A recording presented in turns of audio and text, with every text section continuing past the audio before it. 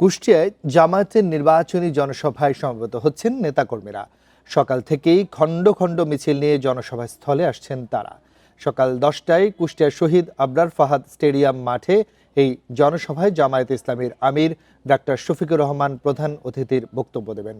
এই বিষয়ে আরো জানাতে কুষ্টিয়া থেকে যোগ দিচ্ছেন সহকর্মী মামুনুর রহমান। মামুন, একটু জানাবেন। আমরা জানি যে আজকে পঞ্চম দিনের মতো আনুষ্ঠানিক প্রচারণা জনসভা নিয়ে ব্যস্ত রয়েছেন বিভিন্ন রাজনৈতিক দলের নেতাকর্মীরা। সেই সাথে কুষ্টিয়ায় জামায়াতের যে জনসভা, সেখানে আসলে কর্মীদের অবস্থান, প্রার্থীরা কি প্রত্যাশা দিচ্ছেন ভোটারদের, আর ভোটারদের প্রতিক্রিয়া কি দেখছেন?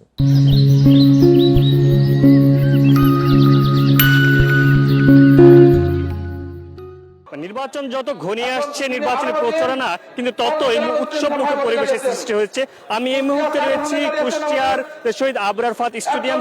এখানে আজকে জামাত ইসলামের যেই সভা আজকে কিন্তু জনসভা অনুষ্ঠিত হতে যাচ্ছে।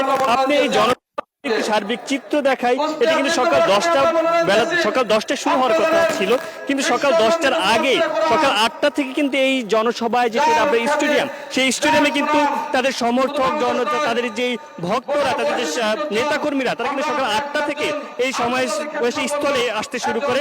এবং সমাবেশী স্থলের একটি বিষয় যেটি লক্ষণীয়, এখানে কিন্তু নারীদের জন্য আলাদাভাবে বসার ব্যবস্থা করা হয়েছে। নারীদের জন্য যে উপরের স্টেডিয়ামের উপরে যে সিটগুলো রয়েছে, সেই সিটে কিন্তু নারীদের বসার ব্যবস্থা করা হয়েছে। আর বাকি যারা রয়েছে তারা কিন্তু মাঠে অবস্থান করছেন।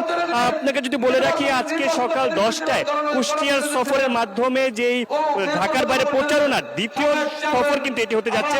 এর আগে কিন্তু তিনি উত্তরবঙ্গে সফর করেছেন, দিনাজপুর, পঞ্চগড়, রংপুর, এইসব জেলাগুলো তিনি নির্বাচনে প্রচার করেছেন। কিন্তু এবার তিনি দক্ষিণ পশ্চিমাঞ্চলে যে জায়গা, আজকে যেমন সকাল 10টা থেকে কুষ্টিয়ার প্রচারণা শুরু কথা রয়েছে, মানে এখনো আমি আসতে পারিনি ঘন কুয়াশার কারণে। তার যে হেলিকপ্টার যোগে আসার কথা, সেটা কিছুটা বিলম্বিত হচ্ছে, কিন্তু কিছুক্ষণের পরেই কিন্তু সে এখানে এসে উপস্থিত হবেন, এমনটি জানিয়েছেন এখানকার নেতাকর্মীরা। এছাড়া যে আজকের কর্মসূচির কথা যদি আমি আপনাকে তুলে ধরি, আজকে সকাল 10টায় কুষ্টিয়া সমাবেশের পর তিনি চলে যাবেন হেলিকপ্টার যোগে মেহেরপুরে। সেখান থেকে 12:30 কর্মসূচি শেষ করে, জনসভা শেষ করে বেলা 4:30টায় আবার চুয়াডাঙ্গার জনসভায় কিন্তু তিনি যুক্ত হবেন। তারপর কিন্তু চুয়াডাঙ্গা শেষ করে ঝিনাইদহ তার আরেকটি জনসভা রয়েছে, সেখানে কিন্তু তিনি যাবেন। এরপর কিন্তু রাতের বেলা তিনি অবস্থান করবেন যশোরে কিন্তু বেলা 9:30 থেকে আগামীকালকে একটি জনসভা রয়েছে। এরপর যশোর তিনি জনসভা শেষ করে চলে যাবেন হলো সাতক্ষীরায় কিন্তু একটি জনসভা এবং একটি পথসভা রয়েছে।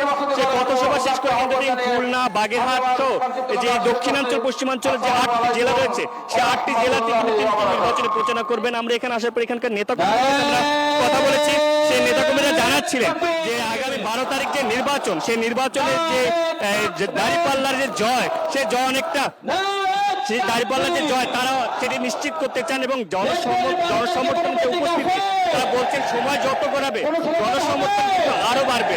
দাঁড়িপাল্লার প্রতি যে ভরসা, সেই ভরসা কিন্তু সময়ের সাথে সাথে আরো বাড়ছে এবং সেটির প্রতিফলন আগামী 12 ফেব্রুয়ারি নির্বাচনের মাধ্যমে তারা কিন্তু সেটি দিবে। শহীদ আবরার ফাহাদ জনসভা নিয়ে এই ছিল আমার সর্বশেষ।